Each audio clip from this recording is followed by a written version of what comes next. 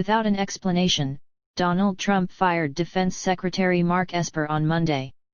It's believed that this was in retaliation for him not backing Trump on his decision to involve the military to clear his path on the walk to the church to hold up the Bible. Mark Esper has been terminated. "I would like to thank him for his service," Trump tweeted. He also said that the recently named National Counterterrorism Center director, Christopher Miller, would take over as acting defense secretary. "Chris will do a great job," he insisted. Esper is an Army veteran and former weapons lobbyist. He was confirmed as defense secretary in July 2019. He and Trump agreed on major foreign policy issues but didn't agree on Trump's attempts to use the military for further political gain. He had taken over the position from then acting Defense Secretary Patrick Shanahan, who had resigned while preparing for his confirmation hearing. He'd served as acting secretary for 6 months after retired General Jim Mattis left the position in disgust after disputes with Trump. Democrats and independents spoke up against Trump's move, noting that the change could endanger American security at a time of vulnerability. This took place 2 days after former Vice President Joe Biden was named the president-elect, though Trump is fighting it, calling out fraud, despite not having any evidence. This limits the chances of having an orderly transition between 45 and 46. Esper wrote a letter to Trump, accepting the decision.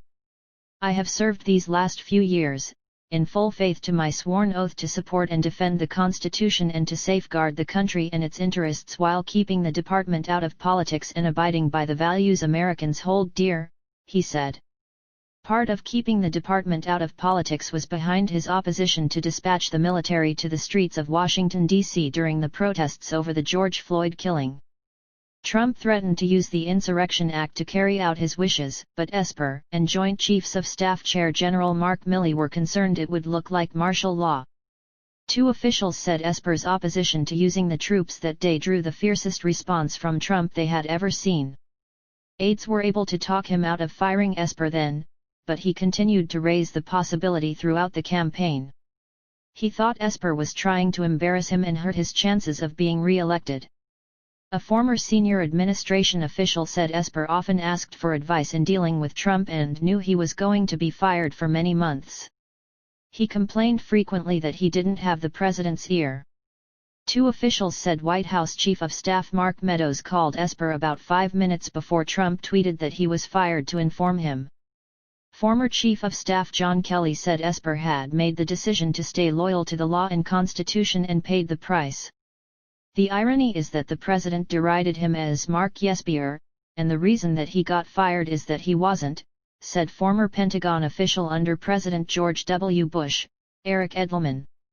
"It's mean-spirited vengeance and vindictiveness, and he's doing it because he can. This could be the first of many moves Trump makes while he stews in his loss." Because Esper's removal is seen as a disagreement over the propriety of using troops in the homeland, it has led to concerns that he could be firing Esper to clear an obstacle to more options of the sort as he contests his loss.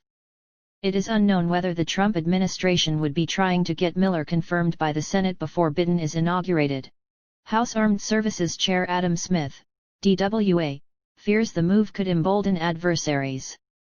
Until President-elect Biden is sworn into office next January, it is imperative that the Pentagon remain under stable, experienced leadership, he said in a statement.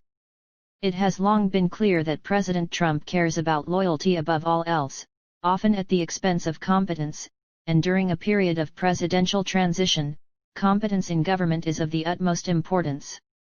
A Republican official who works in national security called Trump's move irresponsible and petty.